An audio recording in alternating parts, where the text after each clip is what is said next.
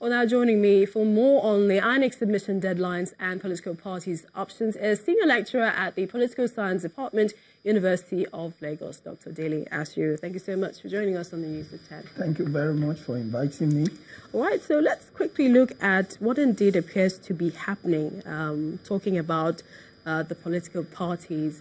And I mean, when we look at what's happened, especially from that report that we just saw, the chairman sending a final reminder to political parties yet to fulfill their end. I mean, what other options do they have?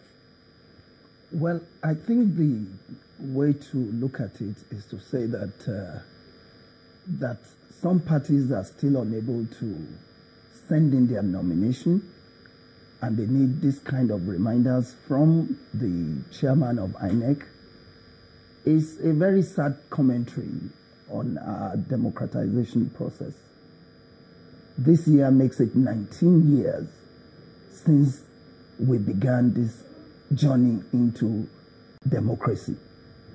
And if you look at what's been happening in virtually all the political parties, it's been extremely difficult for them to agree on who, represents the political party in various elective positions in the coming election. What that tells us is that the politics of today is politics of the belly, politics of the pocket, politics of a patron-client, relationship in which people only want to go into public office to further their nest, their friends and cronies, and that of their ethnic group. If we're looking at options available to these political parties, for example, what would you say? Well, I don't think that they really have options other than to beat the INEC deadline. Although maybe in future, there may be a window of opportunity for them to substitute candidates. But if you have political parties who are yet to hold primaries in some states, in Zamfara, for example, they've not been able to agree.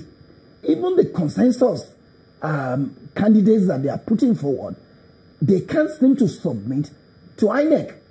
And I also think that INEC will be doing a lot of good for this democratization process if they stood their ground.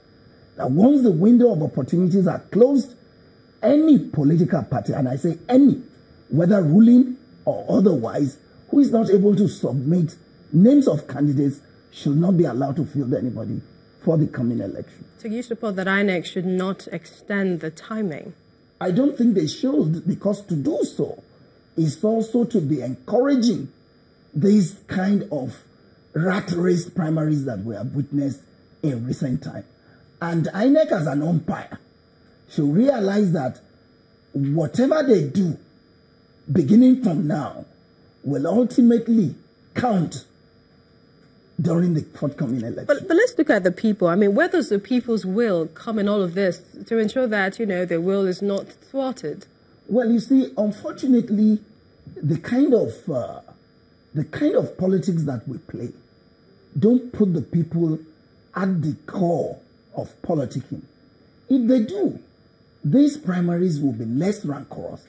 In fact, will not be rancorous in any way. Even where you have parties calling for direct democracies, what you find is a kind of option amongst imposed or dictated candidates. So in all of this, the Nigerian people are not put into consideration. Finally, can the reduction in the number of political parties perhaps stop this crisis? Well, as a political scientist, I will not say that you should reduce political parties, because people should be allowed to freely, associate. But INEC, as the election management authority, can set conditions which political parties must meet before they can advance to the next level in our political development. All right. So I think that is what INEC should do, rather than, reducing number of political parties. Many thanks. Senior Lecturer at the Political Science Department, University of Lagos, Dr. Dele Ashiru, for coming on the News at 10. Thank you very much for inviting me.